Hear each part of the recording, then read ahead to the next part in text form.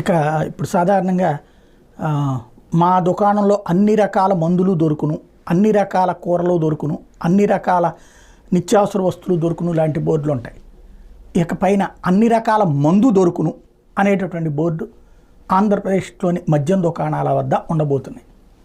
ఏదైతే రాష్ట్ర ప్రభుత్వం అంటే ఒకప్పుడు తాగడం తప్పనే దశ నుండి ప్రజల్లో తాగితే తప్పేంటి అనేటటువంటి దశకి రావటం, అయితే మద్య నిషేధం లేదా మద్య నిషేధం కోసం ఆరంభించి చివరికి నియంత్రణతో సరిపుచ్చినటువంటి జగన్మోహన్ రెడ్డిని ఏదైతే నియంత్రణ చేశాడో దాన్నే విలనిజంగా చూపించినటువంటి నేపథ్యంలో జనాలకి మందుబాబులే 70-80 లక్షల ఓట్లైనాయి కాబట్టి వాళ్ళని కన్విన్స్ చేసే చర్యల్లో భాగంగా ఇప్పుడు తాజాగా అన్ని రకాల బ్రాండ్లు రాబోతున్నాయి అందుబాటులోకి.